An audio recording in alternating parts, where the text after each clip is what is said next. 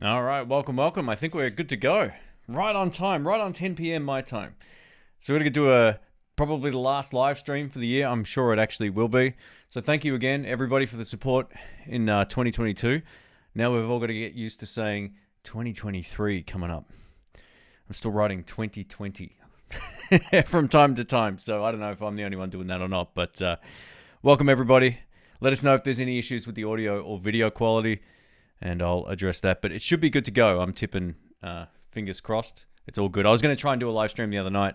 My computer updated at the worst possible time. So I'm back in this room. It's just a lot easier.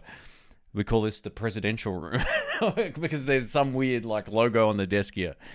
Welcome, everybody. Thanks so much for joining in. And again, if you're just joining, thanks for all the support this year. I appreciate it. And I have a bit of a break next month from making content. So I might actually post something a little bit different about a week or so, maybe 2 weeks into next year, just something completely random and different just to share with you guys. I'm also going to start working on a project I've wanted to put together for a very long time. So I'll announce that when it's coming out. It's not guitar lessons or anything, so don't worry about that. It's not another one of those course things. It's just something completely different that I thought might be useful for people who are... I'll save it. I don't want to spoil it anyway. It's going to take a lot of time, but I've wanted to do this for years, and I think anyone interested in it will get a kick out of it. So, thank you again, and hope everybody had a good Christmas or holidays, whatever it is you do at this time of the year. We're going to do probably an hour or so live stream tonight, maybe a little longer. We'll see how we go. It's 10 p.m. here now, and we'll take some of these questions. I'll just say we'll start with the shout-outs. We've got Raphael, welcome. We've got Scott. How you doing, man? Fat Philosopher, Matty Q, Eric. Welcome, everybody. Thank you so much. Dylan, hope you're doing well, mate. All the best.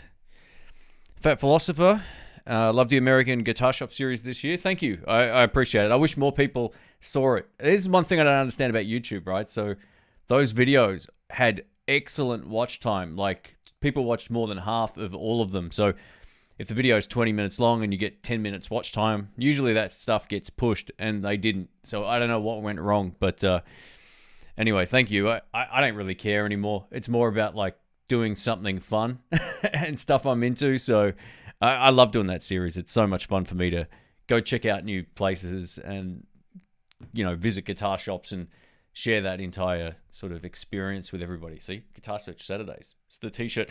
So for those wondering, if anyone realized like this t-shirt of mine, the Guitar Search Saturdays one looks familiar, I actually hired the same artist that Walt Grace Vintage Guitars and Cars, or Walt Grace Vintage in Miami, uses for their t-shirts. He's a great artist. So I came up with a concept and he nailed it. So anyway. All right. Let's start with some questions here. I'll keep up with the chat as we go. If I look a little red, I am a little sunburnt. I got out in the sun for a few minutes and got cooked. I wasn't out long. It's amazing. We've had the hottest few days here. It cooled down, and then it's warm again today. So Raphael asks, hey, I got a question. At what point does YouTube become more profitable than doing gigs on the weekend in small venues? Is it worth the work? It's absolutely worth the work. Yeah, gigs to me is a treadmill.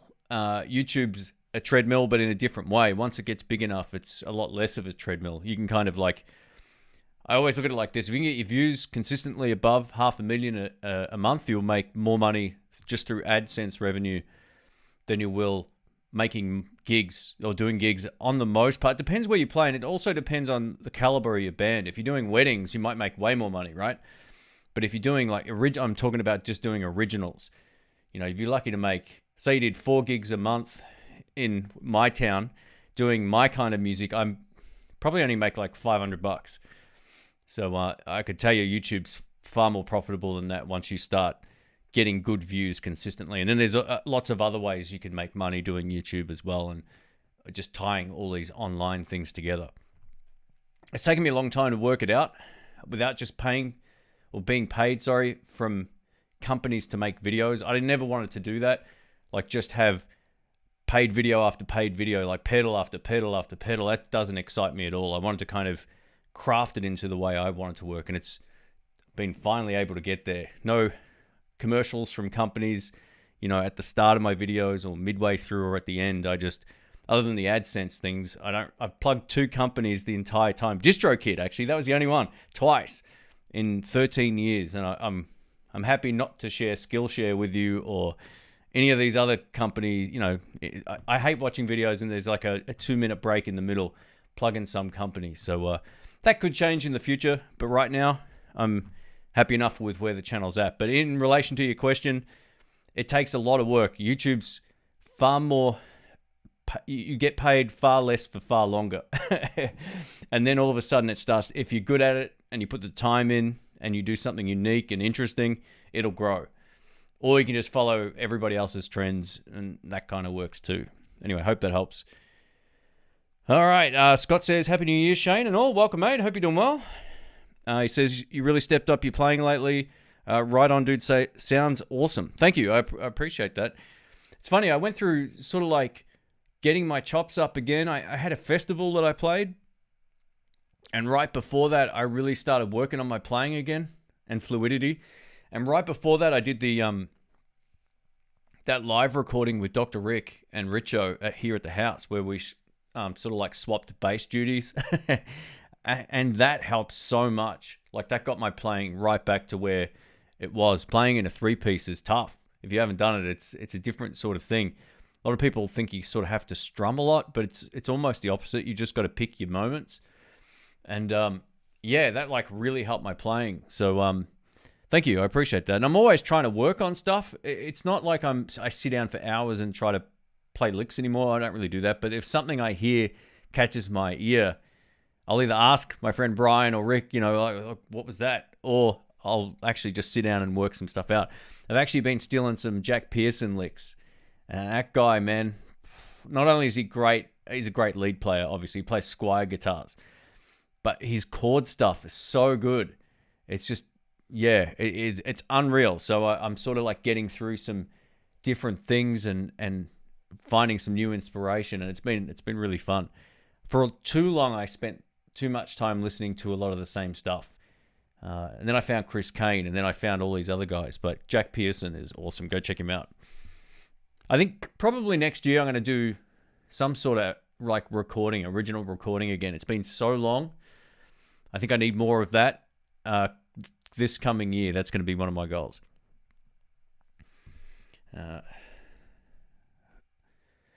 All right. Matty Q, welcome. I think I already said hello. All right. Let me scroll down. We got... Upstate New York is Eric. Welcome, welcome. All right. Is the Mighty Air Loud in the room? So, yeah, when I plugged it into that extension box, it was brutal. It was so loud. It was easily loud enough to keep up with the drummer in like a rehearsal situation where you're not like, you know, cranking it at gig volume. It could do a small gig. It's easily as loud as a deluxe reverb, but it's kind of different. So that's kind of like 30 watts is pretty loud, irrespective of if it's solid state or valve, right? But it's a pretty loud amplifier.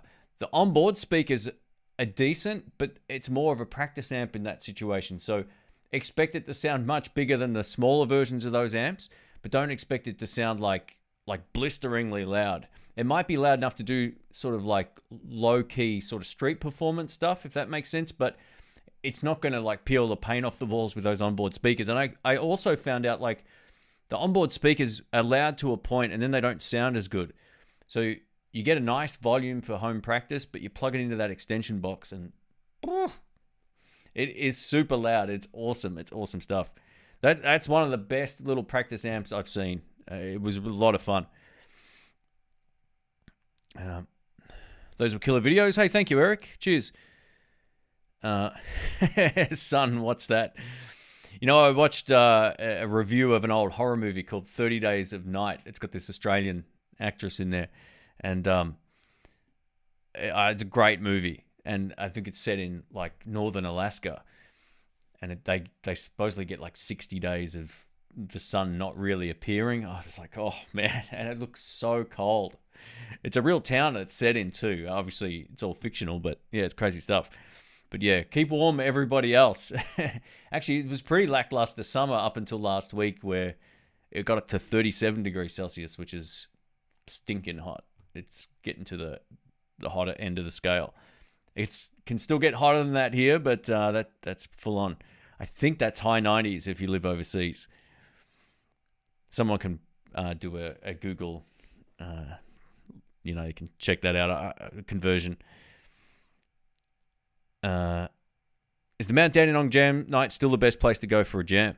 I think it's the most welcoming of all of the jams. I don't know if it's like technically the best when it comes to week in and week out being like the highest standard of player. You get great nights, you get terrible nights, but it's by far way more welcoming. Everyone will get a shot. It's less clicky than a lot of the other jams. I don't really go to any other jam anymore. Like, for me, it's easy to get to, so that's a big part of it. And I know I can also turn my gear, get my amp up to loud. That's the technical term. So, yeah, I like it based on all of those factors. It's easy for me to get home. I like the owners. The guys that run it are great dudes, and it's a lot of fun. So get up there this year, man. Make it 2023 a year to have a play. I haven't been going much the last couple of months. I've been working on a big project outside of YouTube for something else. And I'm under an NDA, so I can't mention it. But it's outside of the guitar niche. So, yeah, I haven't been playing live up there as much as I would normally. I've just been like pretty consumed getting all of this stuff finished. But it's been great. So it's been a good experience, and I'm glad it's finished. And next year I'm going to do way more live playing. I'm going to take the cameras up. Also, just, get to test stuff out more in the context of a live mix again. I really miss doing that. It's funny, I get fussy about like what I produce on the channel, which is ridiculous, but I like having good lighting. I like having good audio and all that kind of stuff. But when I record at a jam, it's just like plonk the camera down and hope for the best. It's fine still, but it's one thing I don't do enough of, and I need to start doing that more. You're also at the mercy of how good the set is. And if I'm not happy with it, I won't post it, kind of thing, just based on the collective of what's going on. So, yeah, I get a bit funny with like wanting to post stuff if it looks and sounds good first and foremost, and then if it makes good content. So, all right. Fat Philosopher said, I had trouble getting people committed to putting a band together. Yeah, I tell you what, you got to find friends that play, or go to a jam night. That's the best way to get people who are interested in playing. A lot of the guys I know now, and all the people that I've had on the channel, I met through jam nights. It's just like Brian and Rick, and there's been heaps of them over the years. Richo and Drew and Ross, and I don't know if Ross has actually been. No, he's been on the channel. Yeah, so you've got to kind of find people. If you go to a jam night and it's like the style of music you want to play, then it's really easy to meet people who are interested. And you just got to try to find the right people personality-wise. I mean, musicality-wise is always a good thing, but it's more about how well you get on with everybody. Makes it a lot easier, even at the expense of one weak link in the chain. Otherwise, it's, there's plenty of great guitar players out there, or drummers, but there's not plenty of great guitar players who are lovely people. That's how I kind of see it now. So, yeah. All right. Well, there's probably lots, but that want to actually, play the same music and get along personality-wise and all that kind of stuff. All those dynamics.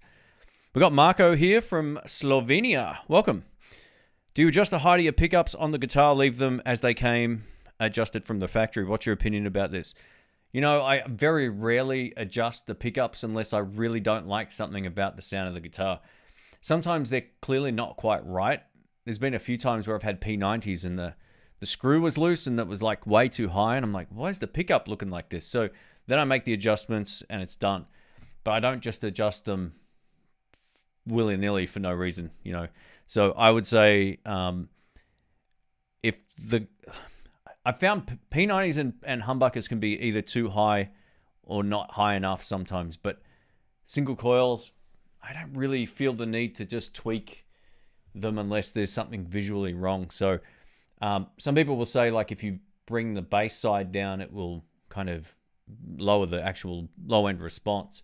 I think that's true to some extent, but it will also make the whole vibe of the guitar sound a little thinner. So it just depends on what you're going for. But overall, I only do that if something's visually out. I reckon most tonal problems can be fixed by adjusting something on the EQ on your amplifier. So if the bass is too hard or heavy, just turn it down. That's it. Yeah, so I would say only if there's something wrong. I noticed you started to play along with the chord changes rather than just staying in the same key and stuff. That's a huge breakthrough for anyone. Hey, thanks, man. Yeah, it really depends on the song. I mean, the thing is with YouTube, right? I'm also working for efficiency. I'm not always working to showcase the best of my playing. I think the live clip we put together is probably the best of my playing, like in an actual band situation. But when you've got 45 seconds or a minute to kind of like play, the last thing I want to do is just try to get fancy, because I kind of feel like what I'm doing isn't...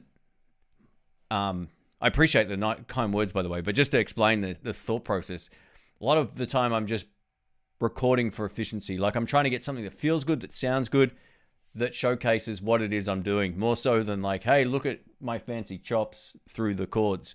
I don't really think of it like that, but there's sometimes where it goes to a minor, and I really love sort of messing around with it. So I do appreciate that. Thanks. I'm always trying to throw in stuff, but not make it too like chop centric. It's more about like, how does this thing work and how does it sound? They're always the things in the back of my mind. Sometimes I do a take and I'm like, I noodled way too much. Let's just strip it back.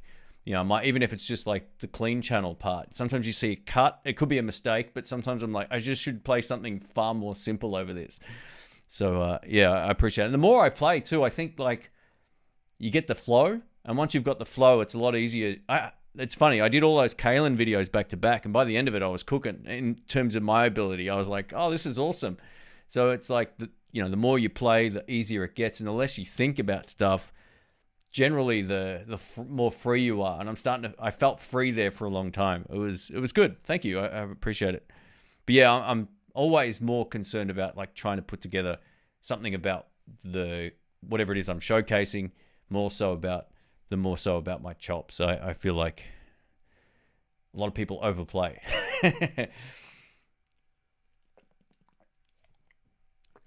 All right. PS, love you Q&A videos. Thank you. Yeah, it's been so long since I've done one of these. I don't remember when the last one was, but I'm tipping it was probably 6 weeks ago, maybe. I can't really remember. Maybe I did another one. I'm losing the plot here. I'm not too sure. Always coming up to Christmas, I'm never sure what's going on. All right. Will there be another great guitar purge in 2023? Absolutely. As soon as I'm going away for a few days. When I get back, I'm going to put everything out and decide what to downsize. I'm not getting rid of like the guitars I love the most, obviously not, but there's going to be a lot of stuff going. I have a few YouTube channels. I'm starting to get stockpiled up on a few other things I need to move on as well, because yeah, there's a lot of things I need to move on. It just is the way that it is. So yes, I'll probably keep two, maybe, well, it's not the end of the world, but I'll probably just keep 2 amps, maybe a third, move on at least 4 or 5 guitars. That's the plan. I don't need them all. It's just a waste of time, me keeping them. And, if you know the channel, I don't just put them on the wall and forget about them. So, yeah, maybe I should do that. Just hang them all on the wall. No, never. So, yeah, I'm definitely going to downsize. That's a big part of next year's plan. So, yeah, we'll see how we go.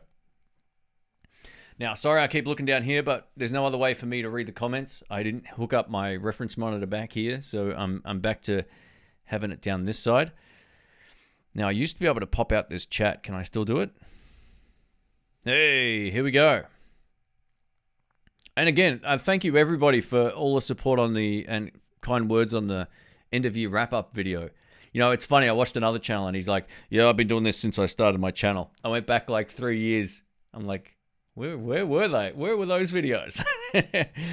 It's funny to see other people kind of like, oh no, got to jump on the train. But I appreciate it. Thank you. YouTube's crazy like that, man. People just like, it's like, come up with something unique.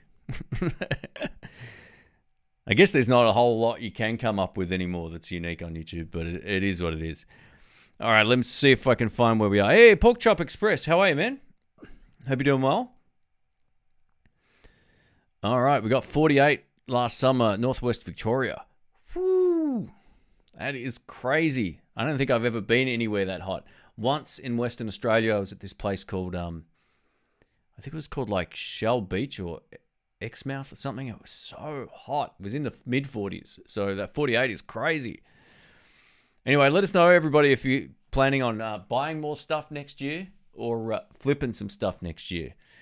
I think there's a fine balance between just having stuff for the sake of it and then the stuff you actually use and love.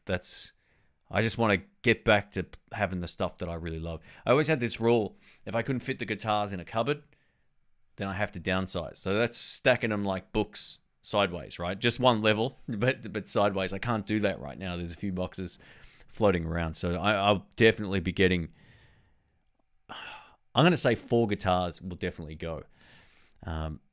Probably nothing that will shock anyone except maybe one, but we'll get to that. You know, it comes down to kind of like, I don't know, I go through phases with certain guitars. Like I love it and then I don't. But some I'll just never sell because when I get back on it, I'm like, oh, this one's awesome. But I don't feel like that with all of them. So yeah, I'd say there's probably at least 4, maybe 5 that hit the bay. And that's eBay code. Hit the bay. Hey, we got Krenner. Welcome, man. Hope you're doing well. What do you think about solo gigs? I live in Innsbruck. I don't know where that is, but where the hospitality industry is quite big because of all the skiing possibilities. I'm thinking of just jumping cold water. Thinking of just jumping into cold water and do it. You know, playing solo is highly reliant on your vocals. If you're a strong vocalist or very good, then playing simple acoustic parts or solo electric guitar parts is fine. If you're an average singer, then you're going to really struggle and you need to already have the independence. So I wouldn't just jump straight in. I would say, okay, what songs do I know well enough to do as a solo act without winging it all, because it can go bad pretty fast. I used to play in a lot of duos for a while on acoustic. This is a long time ago. I used to play with a couple of different people, and I was never like leading those sets. That takes a whole thing, and solo relies more heavily on your vocal capabilities than the guitar part. So unless you're just talking about playing instrumentals, then it's different. You can, obviously play whatever you like in that scenario, but don't be scared to get a looper too, just to lay down some groove, because I think that kind of can fill it out and kind of save the night sometimes. But it really does come down to your independence from your singing and your acoustic playing or electric playing, but also how strong is your vocal, because that makes a huge difference. I don't think I've heard you sing, by the way, but Scott says only just adjust the pickups if they're making the strings warble. I've never noticed that before. I've never noticed it enough to go, oh, that's that. Yeah, I don't know. It's never happened to me. The Yamaha Revstar is one of my new favorite guitars. Such great value for money. So close to the big brands at a fraction of the cost. I totally agree. That's from Enzo. Welcome, man. I think the Revstars are some of the best guitars I played last year, and I put them in my end-of-year wrap-up for that reason. I could have put either of those two in there. They were both awesome. But I like the least expensive one, the RSC 20, I think it was called.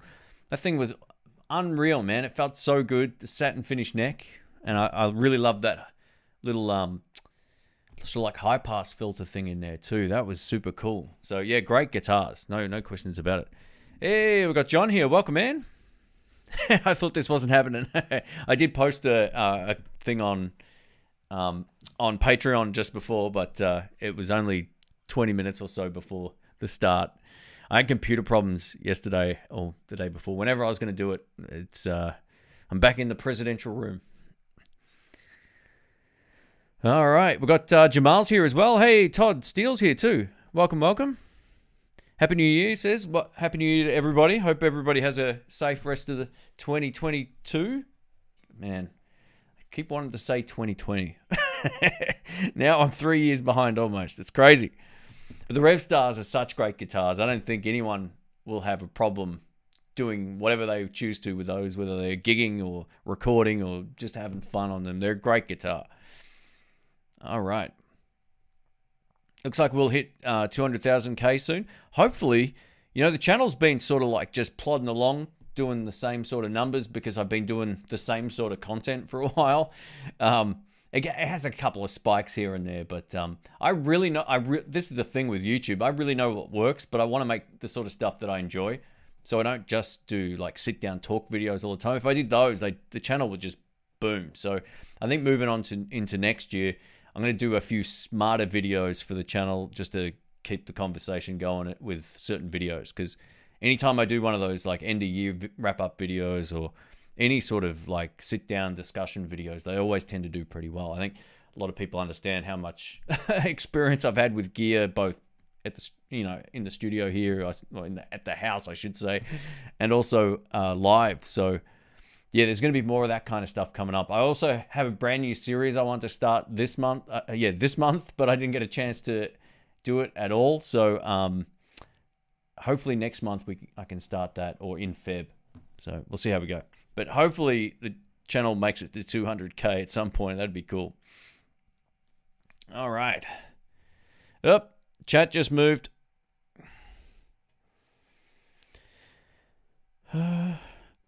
Ray James. Sorry, I'm going to have to just... here we go. I'm back. You need to get a basement studio with lots of storage. That's from Scott. This year coming up will be the year I actually buy a house. I have not bought a house up until 2023, so I'm going to look at doing that hopefully next year. I want to say this year, but it's next year still. It's only a couple of days away.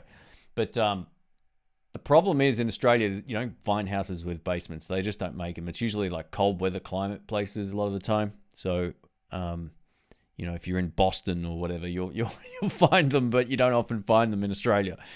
There's ways sort of around that, of course, but I think I'll have like a dedicated section, like ideally just for all the YouTube stuff I do, and have it sort of separated from the rest of the house so I don't fill up 2 bedrooms with all of my stuff. All right. Ray James, welcome. He says, hi, Shane. Have you ever tried Song Surgeon? I've been using it for around 5 years and never had a problem with it. Load a song.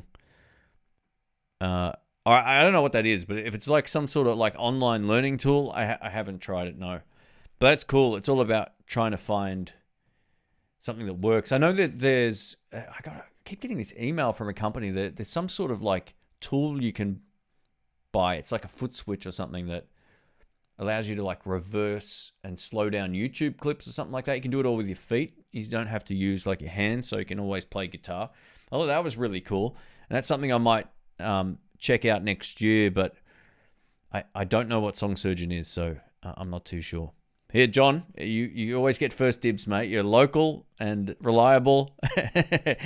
And, I know you need to add to your 40-plus guitars. So let's do it. I tell you what, you buy 2, you get 1 free. All right. Octopus here says, glad I woke up early today. Hey, thanks for joining in, mate. Let us know where you're watching from, everybody, as well. It's a sort of... I haven't done one of these like late evening ones for a while. I know it's probably a bit early for some parts of North America, but other parts it might not be. It's still early enough in most of Australia, and I think it's morning time in Europe someplace. So anyway, we'll see how we go. I always say I like to do these at different times of the day. As long as it's not midnight here like I used to do them, we're good to go. Slappin' Gums Murphy, that's a cool name. He says, looking forward to seeing what happens with guitars in 2023. There's lots of changes happening. I think the biggest changes are with, the amps. I don't think guitars are changing as much as the amplifier scene is. There's this meme I posted on Instagram earlier. It's perfect. This old guy is wearing like a checkered shirt, and someone gives him a checkered shirt for his birthday or Christmas, whatever it is, and it's exactly the same as the one that he's wearing. So one's square in like a little package, like it's all folded up. The other one he's got on, and it says the new 2023 Fender Stratocaster, and then it's got an arrow pointing towards the one that he's got in his hand, and then the one that he's got on the Fender Stratocaster 1956 to 2022. Like, that's sort of how the guitar industry feels to me. It's just the same stuff keeps coming out. That new Fender Telecaster, the American Pro 2, no, not American Pro 2, the American Vintage 2. Is that what it's called? It's like exactly the same as my 52 Tele I bought in 2008. Almost like identical in every way, except not quite as premium on the neck. So, yeah, they've been making the same guitars every year. Well, almost. There's slight variations. I really like the American Pro 2 stuff. Colors were different option with one of the push-pull pots. The good feel on the neck. It was just a different sort of run of guitars, but then you get the same stuff all the time. So Gibson will release all their, late 50s Les Pauls, and it's like, come on, man, what else is there? So yeah, we'll see what happens. It'll be interesting to see if anything like other than amplifiers come out that are like mind blowing. I know pedals are a bit more innovative than guitars too, because they can be, I guess. Anyway, let us know what you think of that in the chat here. All right. Todd says, I need to purge some guitars too. Yeah, it is something that I think we've probably all got more than one guitar, right? If I had to guess. Maybe more than 3. That might be a cool... how do we do these polls? Here we go. Let's do a poll here. How many guitars do you own? How about this? 1 to 2. More than 5. Oh, actually, I'll do this. 1 to 4. Actually, more than 3, but not more than 5. More than 5, but less than 10. 10 plus. All right, this should be interesting. All right, let's do a live poll here. I don't often do these, but I thought that might be kind of fun. All right, the poll should now be going live. All right, let's go back up here. 10 plus is already winning. Oh, that's hilarious. Oh, Fat Philosopher's Canadian. Okay, I wasn't sure. I knew you were you're in Japan, but yeah. Hey, ANJ's here. Welcome, man. Janice, welcome everybody. Poo Ninja. So that's how we do it. Everybody's here. Thank you so much for joining in. And if you can, leave a thumbs up as well. I don't know how many. Jamal mentioned before we've only got a few thumbs up, so we've got 86 people here. We get it to 50. That would be awesome. It always helps too. If you see my videos pop up and you watch them, click like. It really, really helps. I hate begging for that stuff, but it does make a huge difference. If you like the content, of course. If it sucks, you don't have to. But yeah. Hey, we've got Metalhead Hippies here as well. Welcome, man. Hope you're doing well. I popped in on one of your streams the other day, but I was doing some like stuff away from the computer. I just had it on. There was some really cool stuff. Some talented folks. I think, or maybe I did comment. There was like an 80s track that someone covered on there. It was really good. Had a great vocal and sounded legit 80s. It was very good. Just get a 6-bedroom house and fill a few with stuff. That's kind of how this place feels. I don't have that much stuff, but I got 2 separate studios for 2 separate things that I do. In the Blues takes up a whole room and then like part of my hallway at the moment, which means I got to get rid of some stuff. And this room is used for other projects and also the live streams on the channel. It's a great room for this sort of stuff. It's set up in a way that just works. But yeah, I'm like, man, 2 full rooms just gone. Yeah, I definitely... Yeah, I'll just have to weigh out my options when the time comes. I doubt I'll be able to get like the exact house I'm looking for, but I need to be able to make a bit of noise, and that's what it comes down to. All right, we've got Joseph from Germany. Welcome. Germany is one of the nicest places I ever went. It's beautiful. What a great place. I love the freedom on the roads. People are nice. It's clean, safe. Wow. It was super cool. I like the fact that we ended up on a dirt road and ended up in the Czech Republic. I was like, how did that happen? All right. Janice is up during Aussie prime time. Well done. That's from Deja. Yep. It's the This is the time to be doing it for everybody local, I think, more so than, the afternoon or morning streams. All right, we're going to crack open some caffeine here so I can burp for the next half an hour. Eric says, I held my gas in like a champ this year. Sold 2 budget level guitars I never played. That's great. I didn't really buy that much stuff this year. I bought a couple of pedal boards.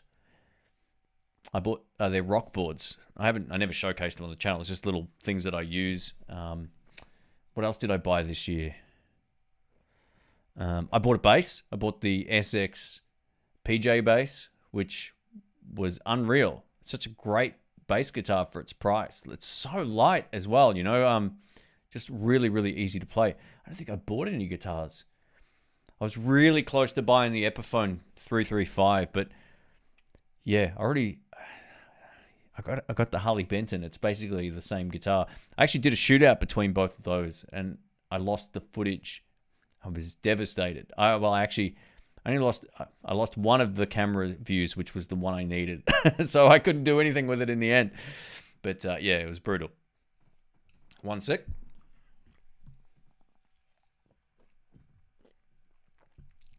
All right, let the burp fest begin. Hey, we got a super chat. Thank you, Chopper. Hey, welcome back, man. Thank you for the super chat. I haven't seen you for a while. Maybe because I haven't been doing live streams, but hope you're well. It says, for the down payment on the house. Thanks, mate. Thanks for another great year of guitar information. Hey, thank you. I appreciate that. It's been a weird year on YouTube for me. I've switched off from like lots of channels I used to watch. There's only a handful now I'll follow. I felt like no one was doing anything interesting or different. It was all just like carbon copy channels. And at the end of the day, it was that short-term kind of content.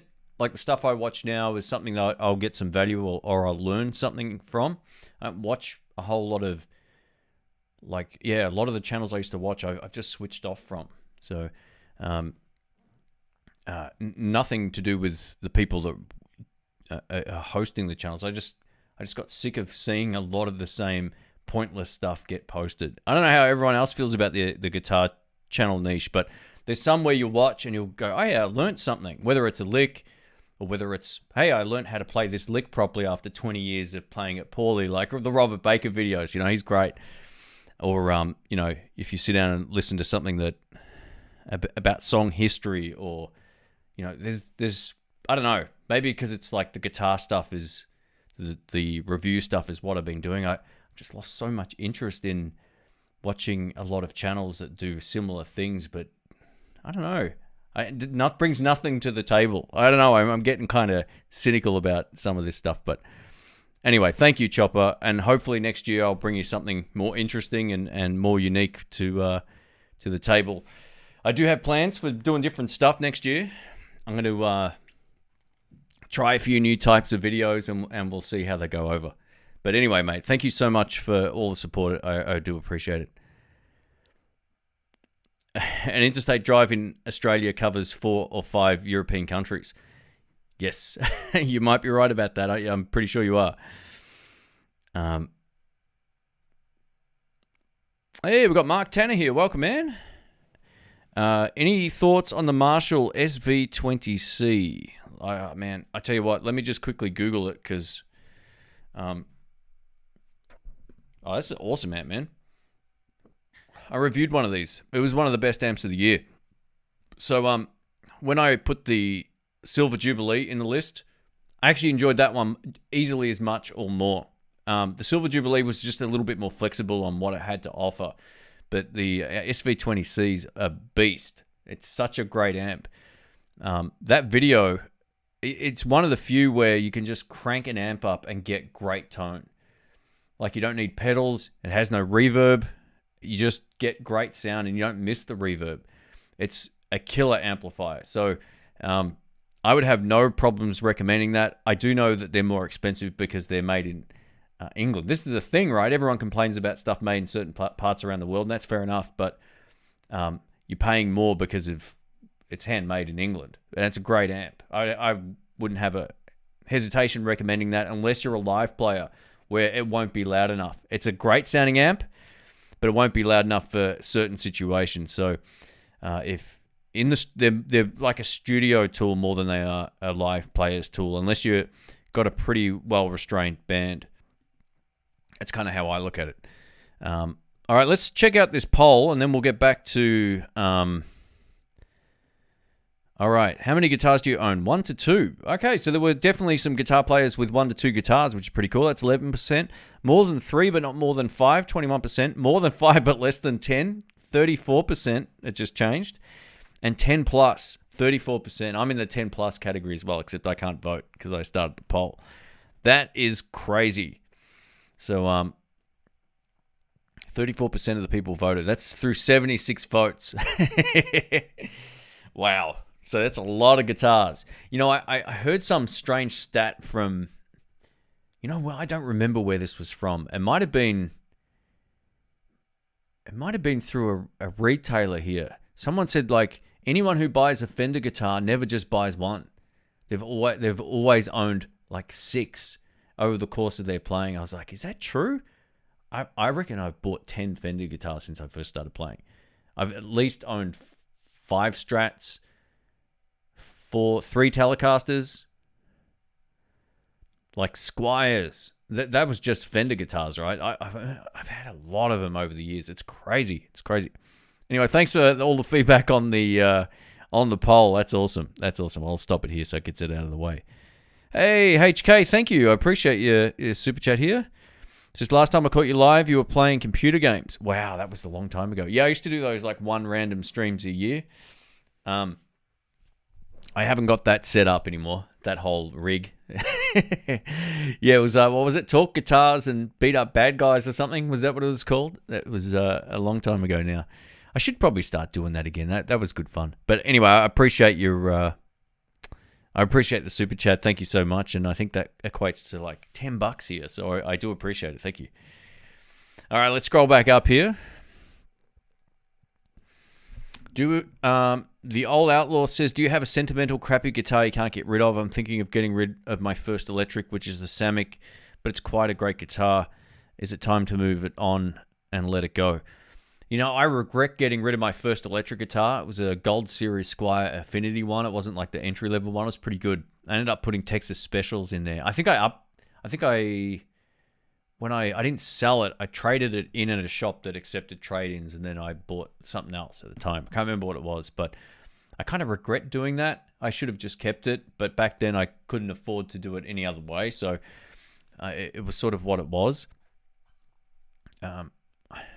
Look, if you've got the space to keep it. But if you've got someone that you could give it to as a first guitar or something like that, that might be a good option as well. You got to ask yourself, like, how much you're going to get for it, and is that whole process worth the trouble? That's kind of what I think about. Like, all right, I need the space. Is this process worth the trouble? More so than what you'll get for it, because a Samick guitar, I don't know exactly where you are, but I've lost the chat here. Okay.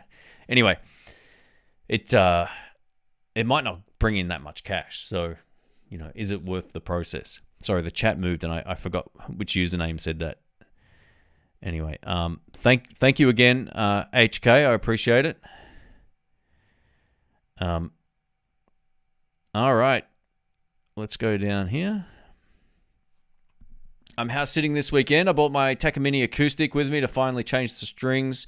They were already wrecked when I bought it 7 years ago. So you haven't changed the strings in 7 years? Man, that's full on. That is full on. That might take some sort of award, I think. That is absolutely insane. Either that, mate, or you're not playing it enough. See, this is a good thing to... Takamine is great, actually. They make great guitars. Their acoustics are awesome. They got good pickup systems as well. If you buy one with like the active electronics, you plug it in, laughing. Sounds great, straight into a PA system or a little amp, whatever. Sorry if I've missed any questions. When the chat scrolls fast, and then I spend a minute going back up. So feel free to @intheblues me, and I'll see it definitely if it goes from now on. Man, we're flying through this. 44 minutes already. Really? Where's the time gone? I'm like warming into this now. All right. But anyway, enjoy the house sitting and enjoy the acoustic guitar. Sounds like a good one. Actually, you know what? I'll send you a message on Instagram, John. I think I've got something that might appeal to you. All right, I have a Fender spaghetti logo tattoo on my wrist. Oh, very cool. Yeah, I don't have any tattoos. I've always wimped out, It's go big or go home with that sort of stuff for me. I couldn't just get something small. I'd get like one of those like sleeve ones and turn into a hipster. So I've just never got something that I've decided like, yeah, that's going to be the one. I've looked at a lot of artwork online too. I spent weeks at one point looking through different arty stuff, and if you can't find something pretty quickly, it's probably not a good move. And for me, I was like, nah, this isn't going to work. Hey, Jamal, thank you, man. He says, thanks again for another year of great content. I'm hoping to convince my wife to take a trip to Australia. Do it, mate. Do it. We'll go jamming. It'll be awesome. I'll take you to all the music shops. It'll be super cool. Yeah, it's if you can, you live where it's kind of hot most of the year, but if the later part to like early into the year is the best weather here by far. So if you can sort of generally say from like late November to sort of March, it's kind of the nicest. Unless you like cold weather. But do it, man. Hey, Anjay, thank you, man. Guys, if you don't know his channel, go drop him a sub. I follow Anjay stuff. So, he's very articulate with the way he speaks, unlike myself. So, go check out his stuff. And we're talking about Revstars before. He's got a Revstar, and it is awesome. I wasn't going to do that. It's okay. Chopper says, I still have the JHS channel. Can't believe Josh Scott fooled everyone by playing a Kemper for a year. Yeah, it can. I use the Kemper quite a lot as well. Sometimes you just got to. Like, you can't just blast your ears all the time. When I was at my old place, it was on my desk. Everyone saw it. But, it's easily fooled if you don't know. If no one sees the recording setup, you can just say, oh, that's that. And people will go, oh, yeah, okay, it sounds like that amplifier. That's because that's what the Kemper does. But what it doesn't do, it doesn't give you any sense of response. So if I'm playing an amp loud in the room, it will hold notes infinitely better than the Kemper will going through like a sound card. It's not even close. Like, the response is completely different. You also get a very different sort of like, this is the thing with Kempers. They're not great with pedals. I kind of feel like it gets a little on the clacky sounding side. They're okay. And I never used my Kemper with pedals. It was just for guitar tones. Like, I'd mic up my Marshall, get that sound and use that as a rhythm track. But I never felt like they were a good pedal tool. The 2-notes torpedo was much better because you still got your amp in the mix, right? But yeah, that kind of stuff. Yeah, if you don't know, that's what the beauty of the Kemper is. It replicates tones like, any modeling sort of device. It's pretty cool. And if you've got if he's using an amp that not everybody knows, like if it's a sort of boutique or sort of fancy amp, then no one will think twice about it. But yeah, that sort of responsiveness to your playing is different. It feels good to play, but going into a sound card, you're not going to get the same sort of, like, you can't really get them to feed back in the same way that you can with an amp. You just turn an amp up loud, even clean, you'll get great sustain. Distortion, obviously, even more so. But he's doing the thing that's best for his ears. Obviously, it makes a lot of sense. Yeah, he knows his stuff. He's got some great stuff. Sorry, Simon says, I got a Mexican Tele in 2004, which was my only electric guitar for years. I got a Strat only this year, which is my second Fender. Very good.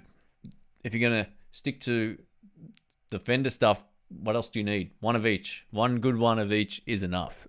Yeah, it's all you really need. I'm so happy I found a Strat I love playing. It's a bit on the heavy side, but it's a great Strat. It sounds good. Still, it's the only one that I've got. I don't plan on buying another one, at least no time soon. Fender sent me one of those American Ultra Strats, but it had some issues with the volume taper. Like, I'd turn it down to half and it would cut right out. And I didn't know if it was a pot or I didn't know if it was wired poorly. And it just didn't play great either. So I was like, I don't know if I'd play this. So I, after a day, put it back in the box, sent it back. I said, thank you, but this isn't for me. You know, I could have kept it and then just sold it, but I didn't think that was too good. So I sent him a nice email. I said, look, thank you, but I don't love this guitar. The concept of it was great, and I reviewed one a while back, and it was awesome. But this one just had a few other issues with it as well. I was like, you know what? It's probably best I give it back. And then I thought, why do I need 2 Strats?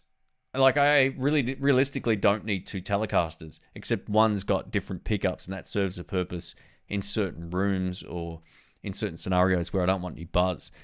But yeah, I think that's a good way to go. Just pick one good Tele, one good Strat, and you're done.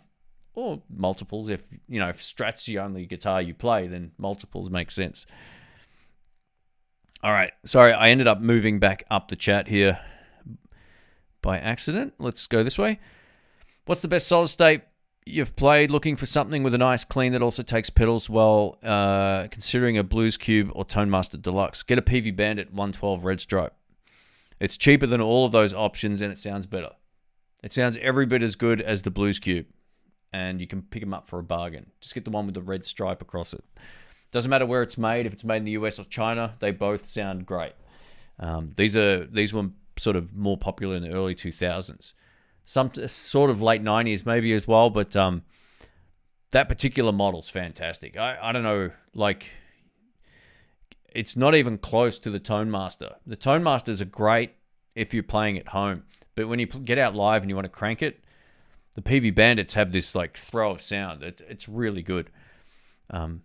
I don't dislike those other 2 choices. I think the Blues Cube's great. If you can afford to get that as a live amp, I'd take that over the Tone Master on the most part, just based on it how it fills a room.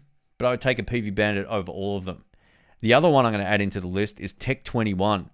If you can find a Tech 21 amplifier anywhere, grab it. I had a Trademark 60. It's light and it's full of great sounds and it takes pedals well. It wasn't loaded with the best speakers in the world, but if you need to, you can mod it. But that thing sounded unreal. A Trademark 60. That's an amp I should have kept. It was super cool. Hey, Damien, thank you so much. He says, I bought is it Niwan Tele? Made in Argentina. Nice bodywood tossing SD59 in the neck. Seymore Duncan 59 in the neck. Have you tried a 1/4 pounder for the bridge? Happy New Year. Happy New Year to you too. I'll make this easy. No, I haven't tried it, but I know a lot of people who rave about the 1/4 pounder pickups in general, whether they're for bass guitars or for electric guitars. And I don't think you probably can go too far wrong. Anytime people say, hey, what pickup should I what do I recommend for this kind of sound? I always say try to just find as many review videos as you can of pickups. It doesn't even have to be in context to other pickups. Just see if you can get enough information out of listening to a lot of stuff that would be in the style that you would play. And then you can make a decision that way. I think Seymore Duncan make great stuff. So if that's the vibe you're going for, then yeah, you've got no problems whatsoever going for them. But yeah, I think when it comes to pickups can be a bit of a little bit of a rabbit hole of stuff. So pick something you really dig and forget about everything else. But yeah, Seymore Duncan make really cool stuff. But and apologies that I haven't actually tried that. But Happy New Year, thank you.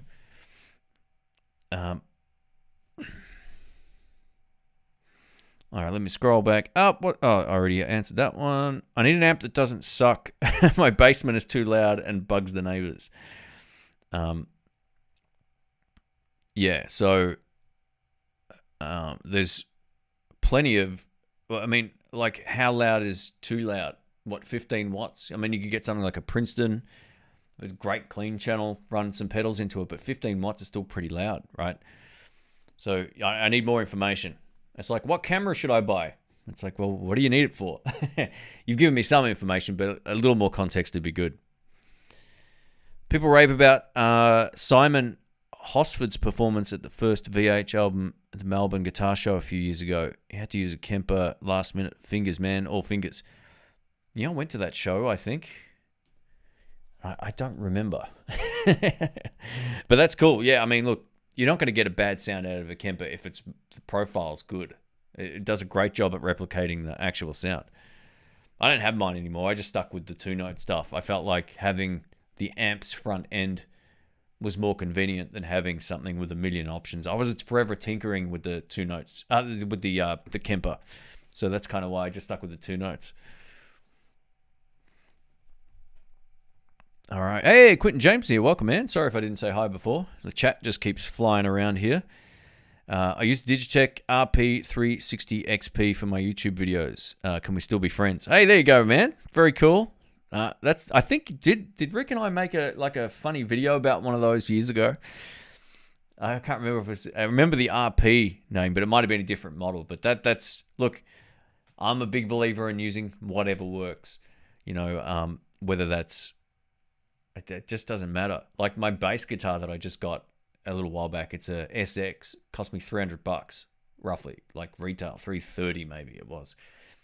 And you know, before that I was testing out the Fenders, I was testing out the all kinds of different stuff. I was like, why am I even looking at these really expensive bass guitars when this other one might be just as good for what I need it for, and it sounds great and it worked and it plays great and it's lighter. So I was like, all right, done.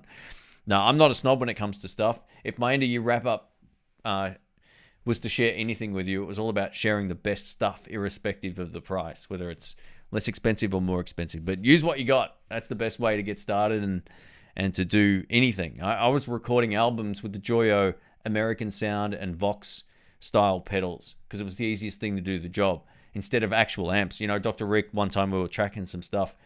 He brought over his Eric Clapton Tremolux and we had all these mics out. We plugged in the American Sound through a reverb pedal. He goes, that sounds better. It's like, all right, we're using that as well. So, yeah, I'm not a snob when it comes to stuff like that at all. Hey, Floodland, I appreciate the super chat. Thank you, mate. That's awesome. He says, are you into music theory or is it just to play the pentatonic scales? You know, I haven't really sat down and like learned lots of theory, but I've picked up things over the course of time, like diminished chords and like different scales through like learning stuff that I like the sound of and messing around, sort of playing through chords a little bit here and there, or at least moving with some of the changes. I have a really like practical music theory. I don't think it's elaborate whatsoever, and it's definitely not just minor pentatonics. I don't just play a lot of like straight up and down kind of stuff. I haven't done that for hopefully a while, at least not anyway on the channel. I feel like learning the scales is good to learn where the notes fall, and then it's all about like, how can I make this sound and feel good? And that doesn't necessarily even have to be technical, but one thing I'm learning a lot of, and one of the things I've stolen off Jack Pearson, watching a lot of his stuff, I've learned a lot of chordal ideas I'd seen a lot and never fully understood. And I showed my friend Brian, who's a wizard with all this stuff. He went through like the master class of Robin Ford, and he's crazy. I said, what is this? And he explained it to me. I was like, click, light bulb went off. I was like, I can't believe I never pieced this together. You know, I knew that chord, and I now I understand why it works. And there's like little light bulb moments for me that go off. To be fair, I'm pretty busy with like, I'm making an excuse here, but I don't spend a lot of time learning music theory unless it values what it is I want to learn.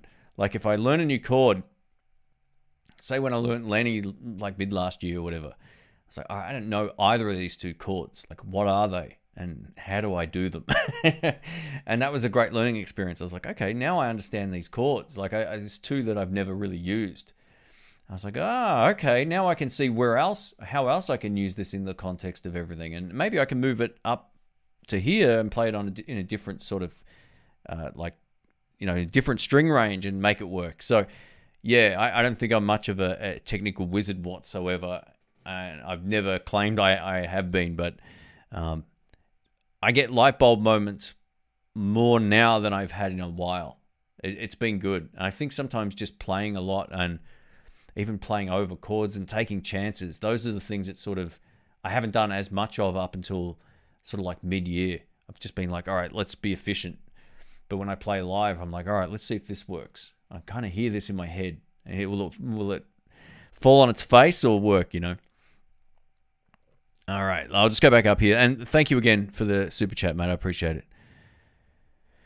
The Old Outlaw says, my favorite sounding guitar of yours is the Telecaster with the Barden pickups, and it sounds amazing. Thanks. I love that guitar. I'll never sell it. It's such a beautiful, interesting sort of Telecaster. You know, it's something I've had for a long time now, and it was modded through necessity, through playing it to death, you know, not just hanging them up on the wall behind me in the videos. Like that got played to death, that guitar.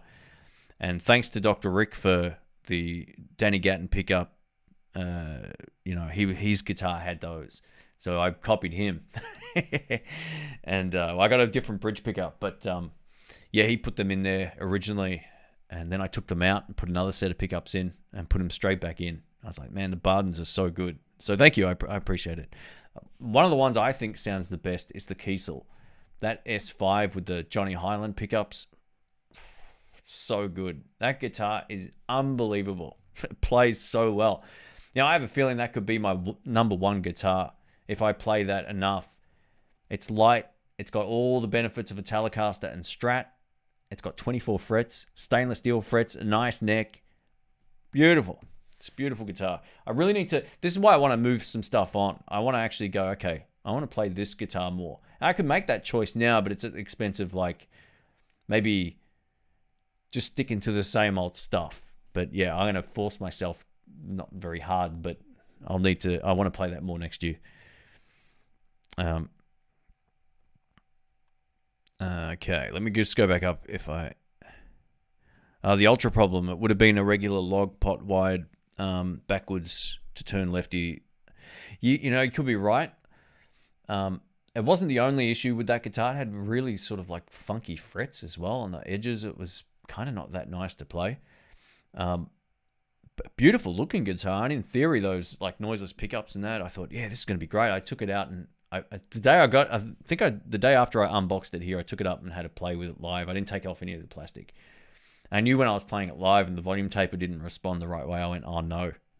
It's probably an easy fix, but if it isn't, it's a nightmare. And then I'm going to have to file the frets down. And I've always found with being a lefty, with Fender guitars, they're generally fine. But there's always a few that I've tested where they're like not wired correctly, and it can be a nightmare. And especially once you start talking about noiseless pickups, and I think that had the S1 switch, that's where it gets really complicated. Because if it's just a normal pot, it's easy to fix. I could do that blindfolded.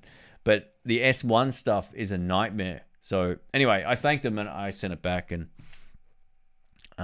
it is what it is. It's sort of kind of glad, you know. I didn't want a guitar just sitting around in a case.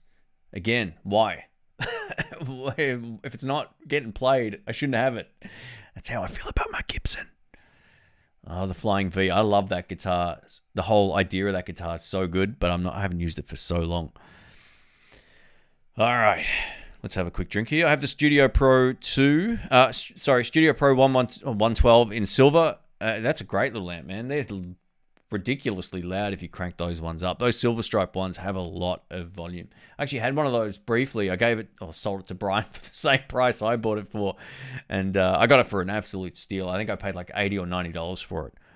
I gave it to him for the same price, or $100, whatever I paid for it. But yeah, he used that for ages playing live. It sounded great. You know, it was a funny old time there for a while at the jams. Everyone went from using like valve amps to using Peavey Bandits and Studio Pros, and there's nothing wrong with them. You get a good pedal in front of that clean channel. That solid state clean channel is one of the best.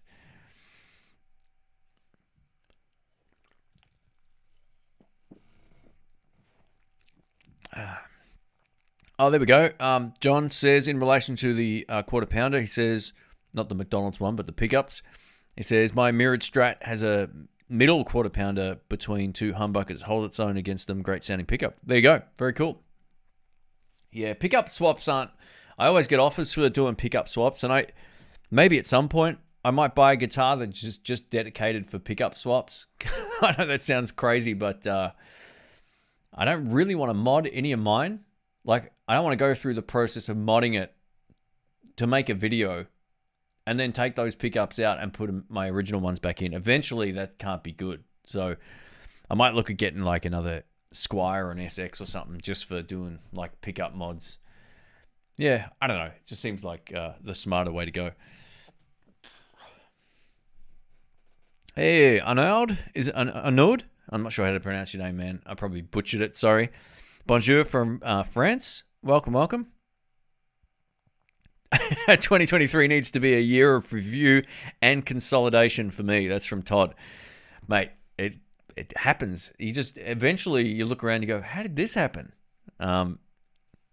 Yeah, guitar stuff, man, it just piles up. If you're right into any sort of industry, like most guitar players are into guitar, then it can happen. It happens with me with camera gear. I'm a shocker. And camera gear is worse. It's more expensive than bloody than a lot of guitar stuff. Not all of it, obviously, but it can be more expensive. And sometimes the law of diminishing returns is worse with camera gear. So you get like these incremental updates by spending like thousands of dollars more. But there's a whole process behind that as well. But it is what it is. The guitar thing can just pile up. It's crazy.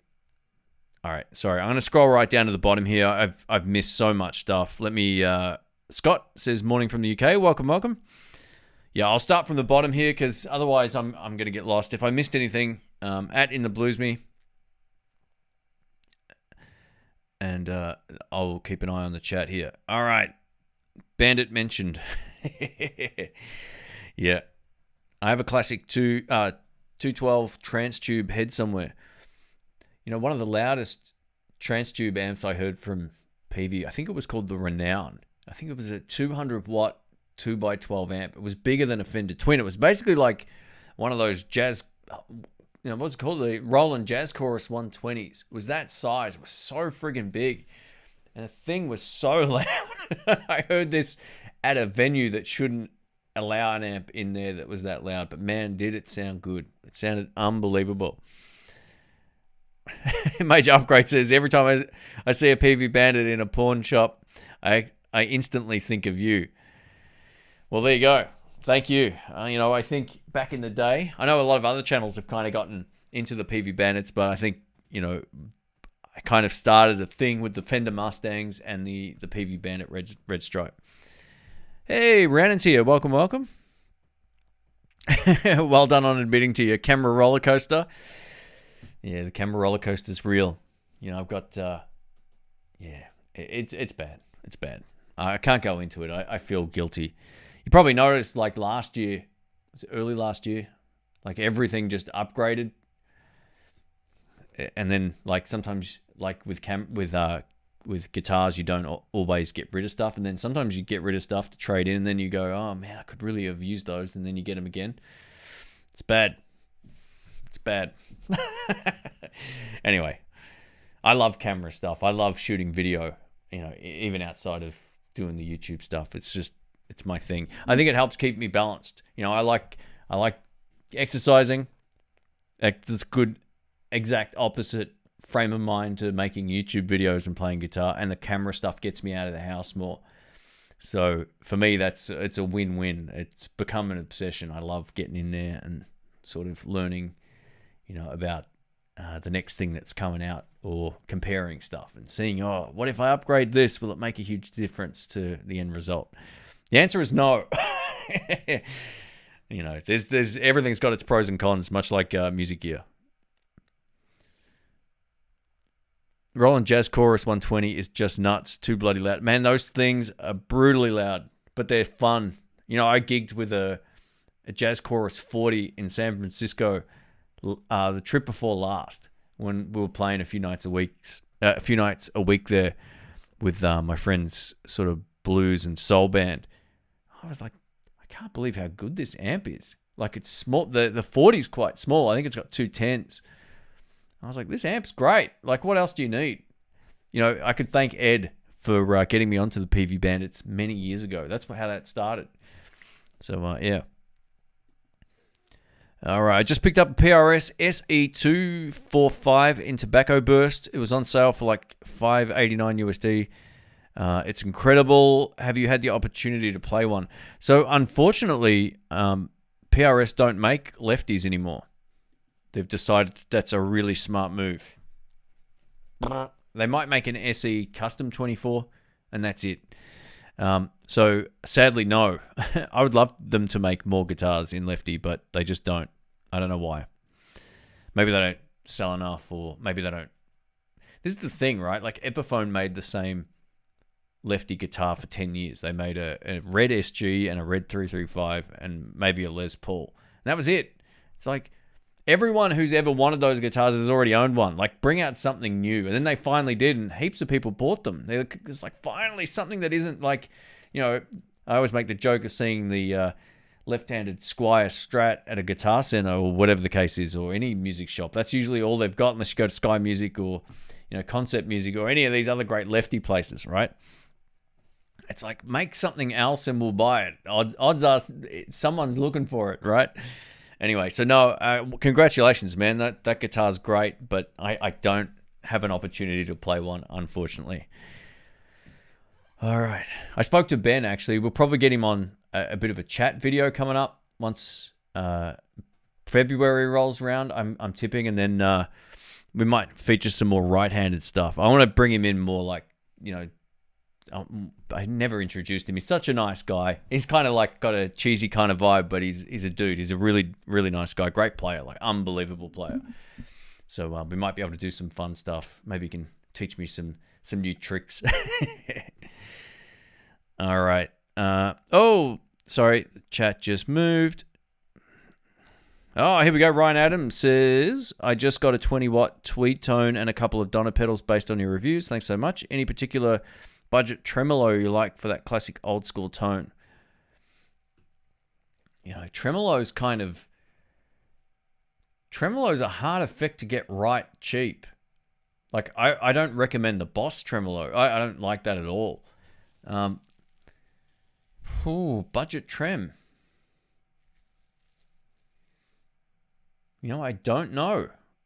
You've stumped me. I don't think I've played a really great budget tremolo. I could be wrong. If I am, let us know in the comments here in the live chat, because I may have just forgot. Actually, you know what? I'm online. Let's have a quick look. Sometimes I just completely forget I reviewed something. I tell you what, the Kalen pedals I've recently reviewed, if they have a tremolo, check out the G series ones. Because, actually, I'll tell you what, try the Dan Electro Filthy Rich tremolo pedal if they've still got it. That's actually pretty great. If that's too expensive, have a look into Kalen. See if they make a good trem. Because I don't know if you can find, like, there's not a lot of great, cheap tremolo pedals. See, the problem with, which I didn't explain, the problem with the Boss pedal, you click it on and it feels like it drops your volume. I've said this many times, like, if your volume's here, the Boss tremolo's doing this, right? It's going under. The Crazy Tube Circuits ones or whoever else make them so they go up and down like this. They're so much more musical. They feel good to play. You know, the VS Audio Vibler is my favorite kind of modulation pedal. I really love that. But Crazy Tube Circuits make so much great stuff. But you're paying a lot more. But those are on a whole other level. But if there's a good one out there by Kalen, have a look and see if you can find one that doesn't drop your volume when you click it on. That's something I didn't know early enough. There's another one. Actually, there is one other one. There's one by Dunlop or MXR. It's this like red-ish kind of looking pedal. I had one of those. I had the dual pedal, but that's been discontinued. You can still get the single version. That actually feels really good to play. And that's, I don't think, like crazy expensive, but it's probably more than like the Kalen stuff. Might be $100 or something like that. I haven't. It's been a while since I've looked, but they're really good. Hey, Scott Reynolds, Happy New Year to you too, man. I appreciate that. Peter Anderson says, hi Shane, as a newbie to guitars, I've really appreciated your reviews. All the best for New Year and keep doing what you do. Thanks, man. You too. I appreciate that. Thanks for all the kind words and support this year. I didn't get into fishing then. You know, I used to do a bit of that when I was younger, when we lived down the coast, but yeah, not so much these days. Man, I need to get more sun this summer. you know, the start of the year is usually like the quiet time on line doing all this kind of stuff, unless you're in a different niche. But in the guitar niche, it's sort of like all the big stuff comes out before Christmas a lot of the time. All right, Bacon Track says, I know you love tellies. You should try a G&L one. I've owned a G&L Telecaster. It was awesome. Another huge regret was selling that because I needed to. And I sold it for a loss. That was one of the guitars I bought from the Guitar Attic in Florida. Awesome guitar. Yeah, it was a, you know, this is the thing too. I played my Fender more, so at the same time, I'm like, well, G&L was beautiful, but the thing that G&L had over the Fender was the neck. The neck was so good. It was almost like I don't even know how to. You ever looked at it like a rifle and how they finished? It's like that sort of gun polished kind of thing. It had that going on. It looked immaculate. The neck was so good. There's a few live clips of me playing it, but I never reviewed it. Back then, I wasn't doing like YouTube full time or anything, and I never just bought stuff. Actually, I should say it like this. I bought so much stuff that I never showcased on the channel. It was just the way that it was. Like I was playing live. I was like, well, I'll just use it live. All right, drink time.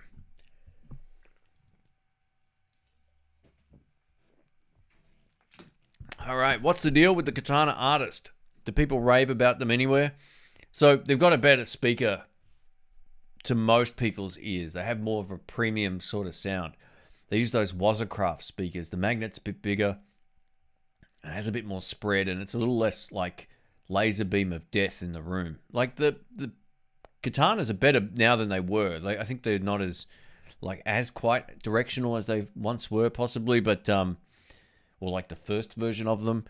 But generally speaking, more people like those based on the tone of the speaker. And that's basically the only difference. The layout looks different, but I'm pretty sure they're very similar amps internally.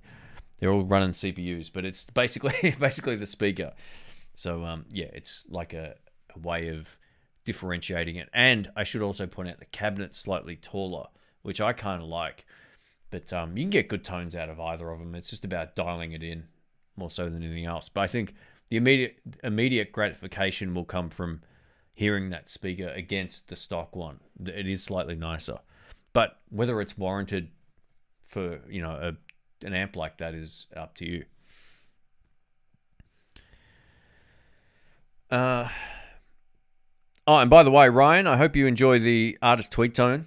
It's a friggin' awesome amplifier. I love it. I took it out last time I played live, and I've been playing the Blues Deluxe a lot.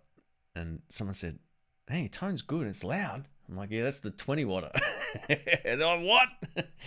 So yeah, that thing cuts the mix. It's super cool. You know, like 4 of my friends own that amp now. So I'm glad you got one. That's super cool. Ray says, in the blues, all in fun now, using newer cameras than what I started with. I am, yeah. So every camera in my guitar studio is now the same. I'm using Panasonic S5s. So I got 4 of those. I started with, oh man, like going back like a long time ago, I was using camcorders, right? And then I upped my game to Panasonic G85s. And then I had a couple of GH5s from Panasonic, and then I ended up with GH5S cameras, which I sold to upgrade to the Panasonic S5s. And then about 2 months ago, I bought 2 more of them. They were on sale, and I really missed them. And the benefit of these little guys, this is the Panasonic GH5S. If you're starting a YouTube channel and you don't need to do much handheld stuff, this is unbelievable. This will give me as good an image as this, but with less sort of like background blur. And I built the channel up to over 100 and however many thousand subscribers on these cameras. They're great. The reason I wanted these again, they're super light, and if I go overseas or if I do Keys to the Guitar Shop again next year, maybe spoiler alert, I wanted something where I didn't have to pull my entire studio down every time I want to take the cameras out of the house. So this is kind of like my compact travel rig. When I go away coming up, I'm going to take these because they're so light and small. Like the lenses are tiny. And realistically, I could use those in that room and it wouldn't really change much. It's just more because that room's so small. The cameras I'm using in there make that room look better. And that's what it comes down to. If I was using, I actually used this in here today, and it's not that much different to this camera, which is like a lot more expensive. But yeah, I buy and sell a lot of camera stuff. I buy it, I test it, I use it, and then I work out what's the best for my particular shooting scenario, and then I make a decision like, all right, if I'm going to do this properly, I need multiple, so I don't have to change camera brands and lenses. It all needs to match, so I don't have like, 12 different types of everything. It's crazy. But yeah, look, the camera stuff doesn't matter so much. You got to have good lighting. If your lighting sucks, the image is not going to be good. John says, speaking of the pickup swaps before, did you put the original pickups back in your PRS, or are those Allman Brother pickups still in there? I've still got the Allman Brother ones. I've kept the original PRS pickups. I'm about to say P90s. I've got the original PRS pickups in a box in the cupboard just in case. I go through this weird phase with that guitar where I kind of want to put it back to stock. As great as those humbuckers sound, I'm like, I liked it a lot with the stock pickups. There was something kind of like gnarly about them, and maybe a little bit less traditional Actually, the pickups that are in there don't sound that traditional either, but I kind of like the bright and thinner humbucker tone of those originals. So they may go back in there at some point. I'm not selling those pickups, the original ones, because I feel like at some point maybe they'll go back in. But all the push-pull stuff is gone. Thank God. I couldn't stand that stuff. The split coil or coil tap mode, whatever it's called, was garbage on that guitar for me. I hated it. Okay. Peace Shane, 3 a.m. here. Get some sleep, Metalhead. Thank you for dropping in, man. I appreciate it. All the best for have a happy new year is what I'm trying to say. It's getting late here. My brain's starting to switch off. All right. Chris says, hey, Shane, been thinking of selling my AC15 as it's too loud for home use. What's a good replacement just for home? Regards from Mill Park. Hey, cool stuff, man. So do you want to stay with Vox, or do you want to get something completely different? Because if you just want a small practice amp, buying a valve amp isn't a great idea unless you can switch it down to 1 watt. Like something like the Marshall DSL-5 is good because you can also drop that down even lower thanks to the power switch. But an AC15 is too loud to get a great sound. I would almost say, why don't you just look into like a little practice amplifier? Something small you can plonk on the desk and play when you need to just play at less volume. You've got all the options you can mess around with and get a good tone at any volume. Even some of those like modeling amps are good because you got all the sounds there. You can plug headphones in, and then you don't have to worry about being too loud. It's pretty cool. If you want to stay with the sort of the valve kind of sound, one of my favorites of all time, and I know everyone's got their own opinions about everything, and I encourage everyone to leave a message in the live chat, but the Bugera V5 Infinium, it's great. It's a great little practice amp. I would say the Marshall probably sounds a little bit better, but you want an amp where you can turn it down to 1 watt. Otherwise, it's going to be too loud for most people, especially if you're in an apartment or you live right next to your neighbor and the houses are like this. 5 watts is too loud. But you'll have a better chance of getting a good sound out of a valve amp that has low power output with a smaller speaker than you will trying to get a bigger speaker amplifier like the Vox AC15 to sound good at low volumes. It's just not going to happen. So yeah, that would be my suggestion. The Bugera or the Marshall. So one of those. There's also a great little solid state amp from Marshall called the GFX 30. I think that's what it's called, or G30FX. I did a review of one of those, and I think they're one of the best sounding like little practice amps you can get. They're just completely solid state, but they've got like digital effects in them. They sound really good. All right. Have I ever played Reverend guitars? Yes. Yeah. I owned one briefly. This was years ago. This was one I got from the Guitar Attic again in Florida. But that was the only one I've played. I haven't seen too many lefties since then, unfortunately. Sky Music are going to be getting some at some point, but they're not in yet. It's just like whenever they come in, they'll let me know because I'm keen to try them out and also to review them. I think Reverend are like making some of the best guitars, like visually and functionally, and they're just different. it's great to see someone making a guitar that's a little bit different. So yeah, I really like Reverend. And their bass contour control is phenomenal. Yeah.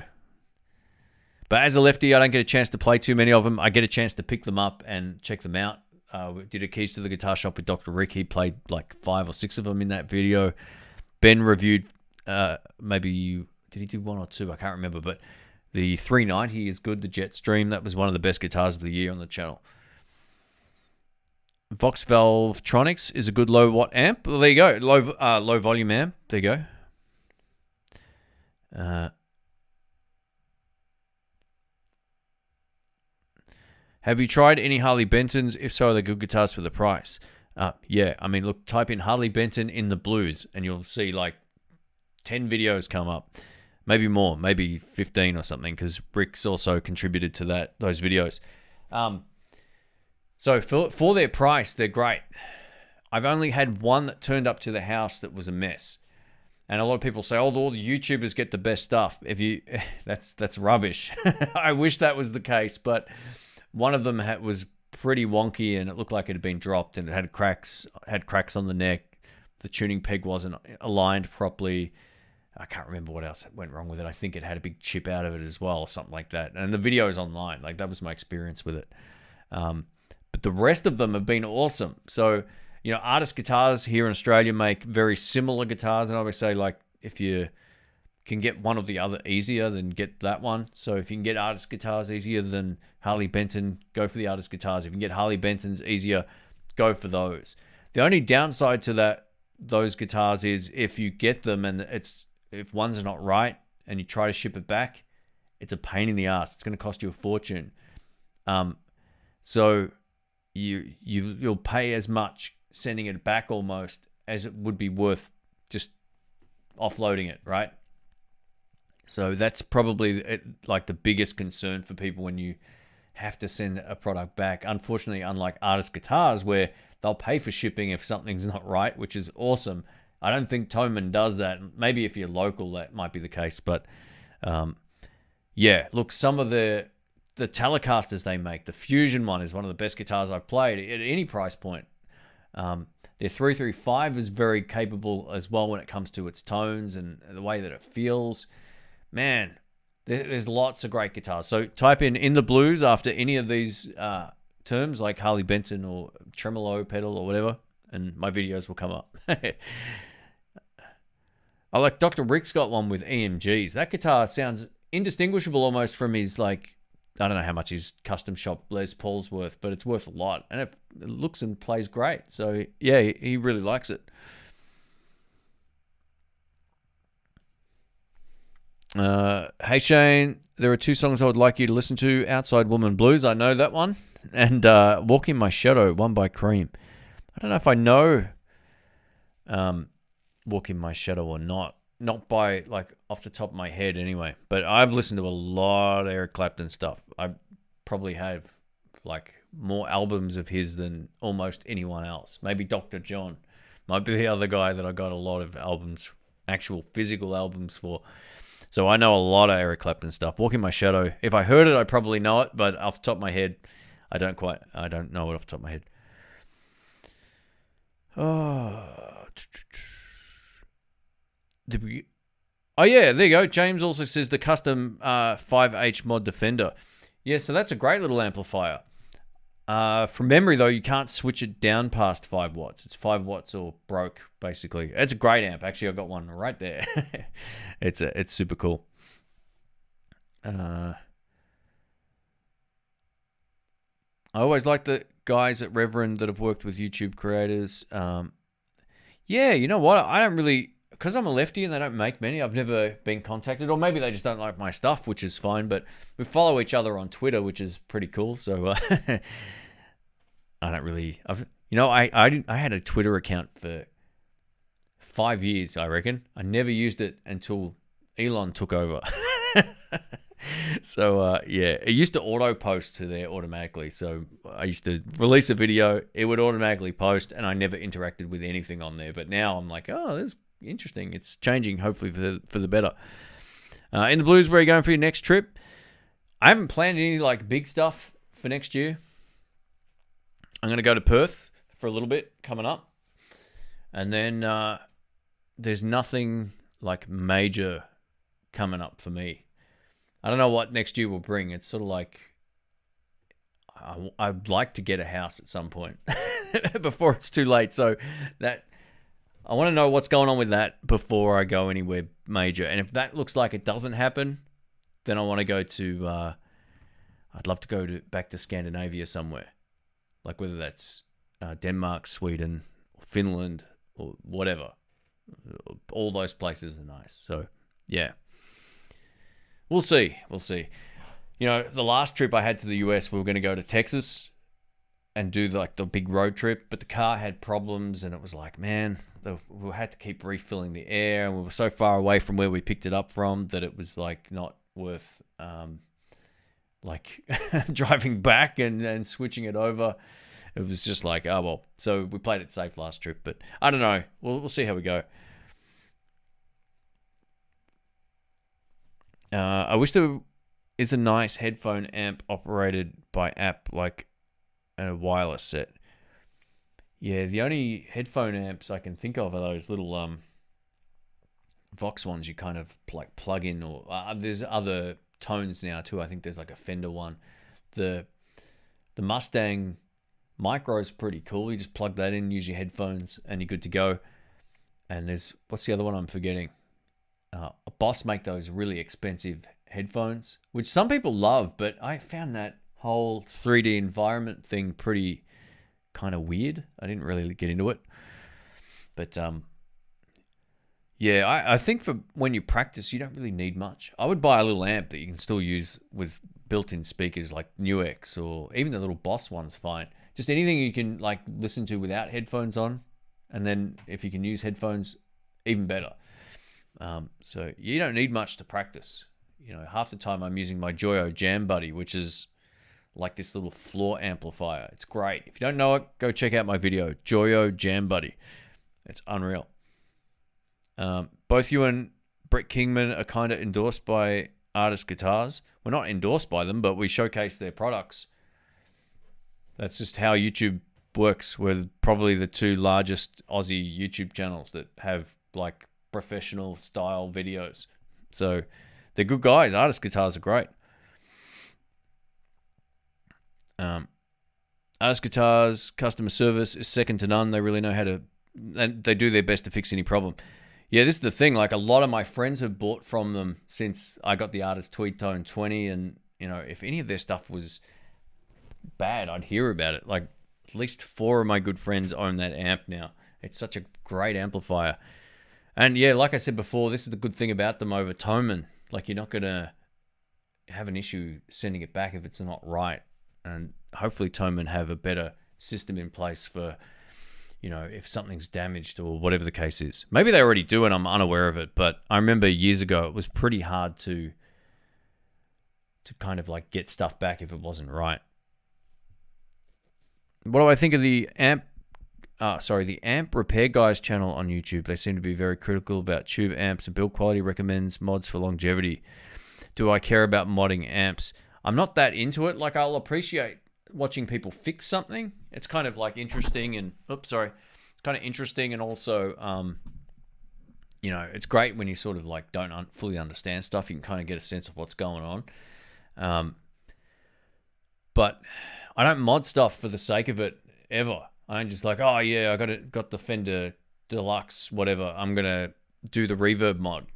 If I like the sound of the reverb, I'm not gonna mod it, right? Like I don't do stuff just for the sake of it. But I get it. If you've got an amp that you've had for a long time and the valve sockets are starting to go or whatever the case is, there, sure, do it. But I don't know enough about fixing electronics on like a high level. I'll replace the valves or the tubes.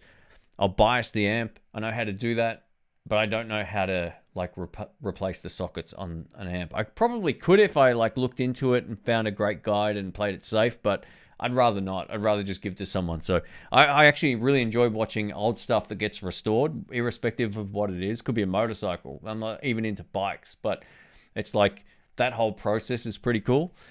But yeah, I don't really just mod anything for the sake of it, whether it's a guitar or amp. All right, how long are we going for? All right, we got. We'll go for another few minutes here. It's gone on way longer than an hour, which is great. So thank you. I'm starting to fade. Angry Goat says my mate has an artist tally, and he. Sorry, let's try this again. My mate has an artist tally, and he is just a. I think it's supposed to say, and it already does say that. My eyes are going, man. It says it's an amazing value. Sorry, Angry Goat. I'm getting tired. I've been out in the sun, and it's I'm starting to fade. Yeah, there's nothing wrong with those guitars. I remember when I had one of their 335s. This was one I was allowed to hold on to, and I didn't really play it that much, and I sold it to a legend in Melbourne who can play both left and right-handed. That might give it away, I'm not too sure. And he picked it up. He's like, this is so good. I was like, yeah, it's great. I already had a 335. I had a Tokai 145L, and he was blown away by it. And the quality is just getting better because now that everything's online and people can critique stuff and showcase if anything's good or bad, the quality has to come up. This is the great thing about like any good company. They're going to start building better and better things, and I reckon artist guitars make great stuff. Hey, Dwight Bailey, welcome. Hope you're doing well. Happy New Year for tomorrow, the next day. All right.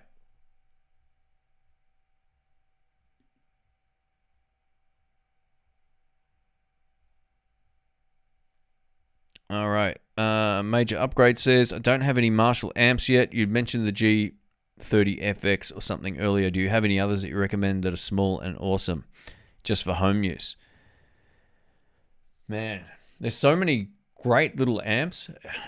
Again, you got to find what works for you. Do you want to just be able to plug in and like not have to mess around with stuff? Because even if you were to buy like a Katana 50, right? I don't love a lot of the whole USB stuff, but you can turn that down to 1 watt and it sounds fine. Like it might not sound amazing at 1 watt, but at least you can still use it, and it's versatile enough that you can turn it up. You know, you got different power settings. So I would look at any amp that really catches your ear, that has the ability to be switched down. The Bugera is one that I've always liked because it gives you 5 watts, which is plenty loud out of that little 10-inch speaker or 8-inch speaker. And then you can also drop it down to 1 watt or half a watt. And it's got reverb. It might not be the brightest sounding amp out there when you attenuate the power, but you can always add, you know, like an EQ pedal to it or whatever if you need it to be brighter. But just for home practice, it definitely does the job. Or any digital modeling amplifier. The Nux stuff is awesome. Their little Mighty amp, it's like this big. I did a review of one years ago, and it's still one of the most impressive little amps I've ever played. Just type in NUX in the blues amp, and it will come up. There's 3 of them I've done. This is the original small one. That thing is so good. You don't need to really necessarily buy like something with a huge speaker to get a good sound. I think practice is more about convenience, but I would say better than all of those is the Joyo Jam Buddy. It's a floor amplifier. It looks like a pedal, but it's an amp. It's got 2 channels, 3. You got clean, crunch, and like a high gain tone and delay. That's my main practice amp. If I don't want to turn on like a big amp, which is more often than not, unless I'm doing a video or going out to a gig or jam night, I'm taking out the Joyo Jam Buddy. That thing's great. Joyo actually also, I'm just having all these brain waves now. Joyo make another one called the DC15S, which is killer. If you're looking for something a little bit bigger that you can still operate without needing a computer, that amp is probably the best choice. You got a looper built in, all that kind of stuff as well. But if you just want something simple you can practice with and like play to backing tracks through your phone, if you want to Bluetooth music to it or whatever, then the Joyo Jam Buddy's awesome. Todd, take it easy, man. All the best. Happy New Year. Yeah, we're going to wrap this up. I'm starting to fade and I'm starting to get really stuttery and fatigued, so more so than normal. All right, we might wrap this up. If anyone, I'll mention this too. GRB Aquatic says, every artist guitar I have working on number 6 has shown up perfectly set up, perfect intonation, such a pleasure to play, always amazing experience. Well, there you go. So this comes from people who have bought a lot of stuff. I showcase stuff on my channel, and everyone else who has purchased all their stuff says how great their returns are and also how great their overall guitars are. So I would put Harley, Benton, and Artist Guitars on the same level when it comes to the quality of their instruments. They're probably made at the same place. They are physically different, but by the looks of things, they're very, very similar looking. But yeah. All right. Oh, hang on. What happened? Hey, we've got DMS here. Welcome, man. All right, well, we're going to wrap this up. Thank you, everybody. Thank you for joining in. I'll do the timestamps, and then I'll go to bed, and it'll be 1 a.m. So thank you, everybody. Thanks for joining in. Thanks for a good year. I won't be popping back in before the end of the year, as New Year's Eve starts for me in 20 minutes. And then, well, it's tomorrow, but you know what I'm saying. All right, guys, take care. Thank you so much again for everything, and yeah. I'll see you soon. And if you just joined late or whatever, I've got one video I need to sort of get done. I'm going to try and get it done tomorrow if I can. If I can't, it'll be posted in the next few weeks. But I'll be back on the channel a little bit later in Jan, is my guess. I'll probably do some live streams through the first couple of months of next year. But I'm going to just take a bit of a back seat on pumping out content. I feel like I need a break. All right, everybody. Thank you. Well, not from the live streams, just from the whole process. All right, take care, and we will catch you on the next one. See ya. Let's see if I can remember how to do this. It's been ages. I gotta hit this button over here. All right, I'm gonna wait till I wave. I think 3, 2, 1. See you guys. Thank you. All the best. Happy New Year.